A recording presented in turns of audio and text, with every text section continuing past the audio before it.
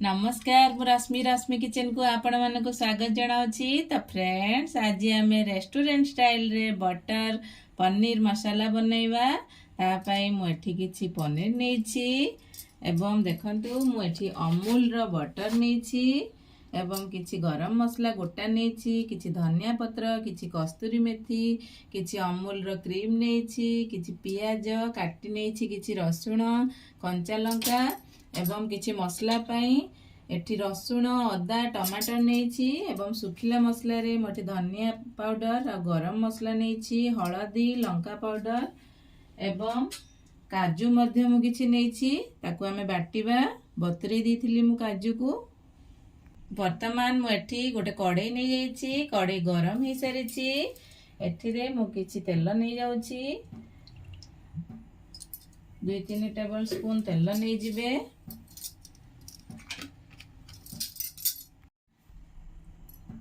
एठी किछि मु हळदी देइछि, किछि मु काश्मीर चिल्ली दउछि भलो कलर आसिया पई एवं अल्प लूण दे दबा। हमें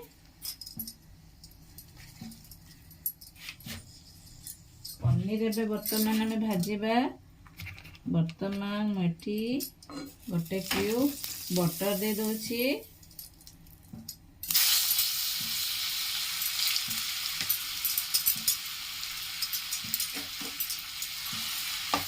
हमें जेहेतु एठी बटर पनीर बनाउछंती हमें प्रत्येक जिनिस रे एठी बटर को ऐड करिबा। एबे जे हमर भलो बटर फ्लेवर टी आसीबो।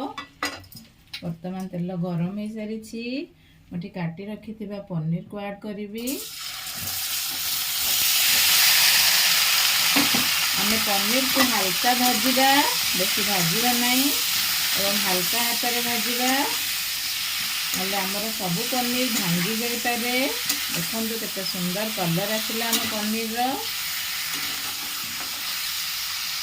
या मछिरे हमें टमाटर काजू एवं रसुण अदा को आम ग्राइंडर करी पेस्ट करी आनिबा। देखंतु हमर पनीर गुड़िक हो सारी एहीपरी भाव में अल्प भाजिबे, बेसी भाजिबेनी नले पनीर सब हार्ड हो जिवो। जदि आपणकर पनीर जदि बेसी टिके लाल हो जाए ताले आपण गरम पानी रे बुड़े की रखिबे, से ठीक हो जिवो। तापर आपण बनैला बेले ताकू यूज करिवे पनीर को। तो एपरी हल्का जदि भाजिबे एपरी सॉफ्ट हबो। देखंतु मो पनीर गुडा केते सॉफ्ट होईची, आपण देखि जानि पारुथिबे। वर्तमान मु अल्प तेल दे दीची कढ़ई रे। आमे आ गोटे क्यूब बटर दे देबा।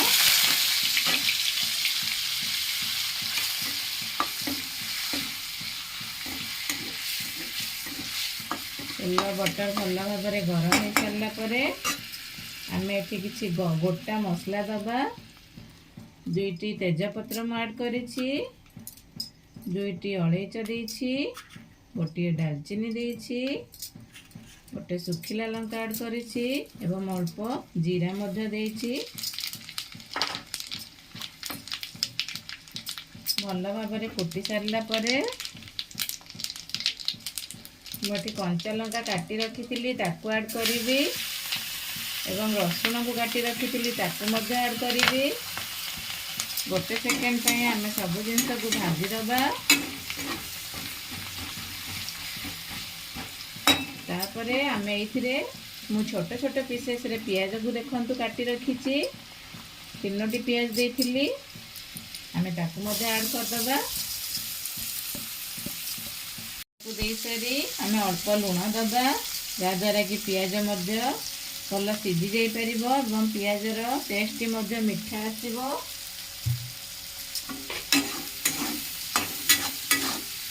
आपको हल्का गोल्डन कलर रे हमें भाजिबा। देखंतु पियाज हल्का गोल्डन ब्राउन कलर हो सारी।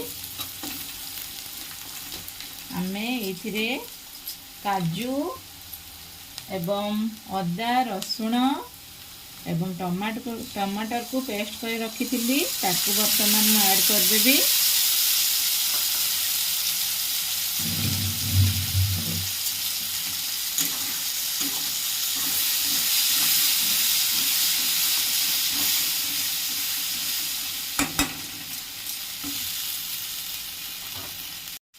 अल्प उषुम पानी मुझे ऐड करुच्ची। बर्तमान आमे जो एथे सुखा मसला नहीं धनिया पाउडर एवं हलदी powder Lanka powder Kashmir chilli एवं गरम मसला मु सब ऐड कर दूची। तरकारी बैलेंस ठीक रखापी आम एठी अल्प चीनी ऐड करिबा।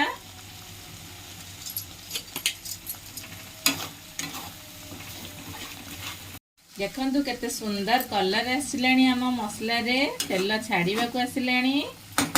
वर्तमान आम एथिरे अल्प लुण ऐड करिबा। आगरु पनीर एवं पियाज रे मध्ये लुण ऐड करथिले। देखंतु पनीर को देखि आपण माने मध्ये स्वाद अनुसार लुण ऐड करिवे। देखंतु वर्तमान हमर मसला रे तेल छाड़ी आसीची। वर्तमान आम एथिरे किछि पानी ऐड कर देबा।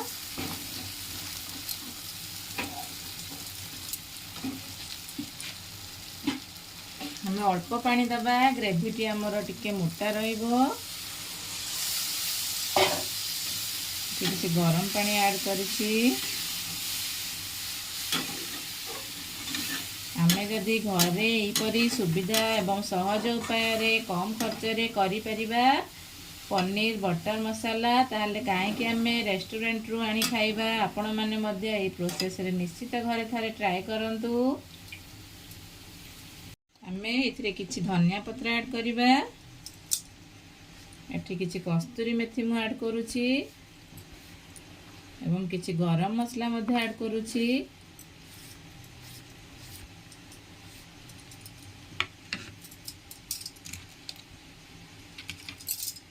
देखंतु वर्तमान आम मसला फुटी जाइछि। आमे सेथिरे पनीर सब ऐड करनबा।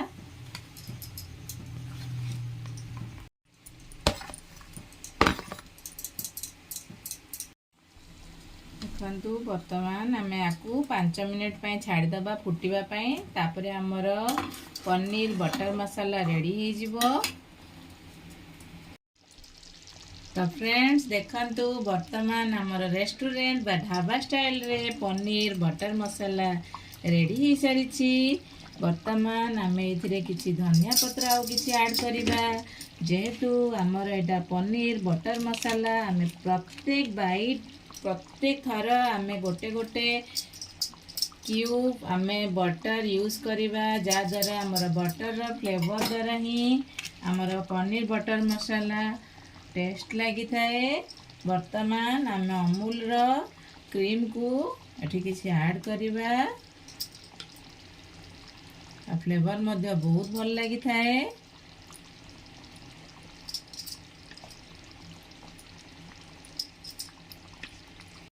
देखि पारचंदी आपण माने केते सुंदर बास्ना मध्ये आसुछि एवं एई परि भाबरे ता ग्रेवीटी आपण माने मध्ये मोटा रखिबे बहुत टेस्ट लागिवो।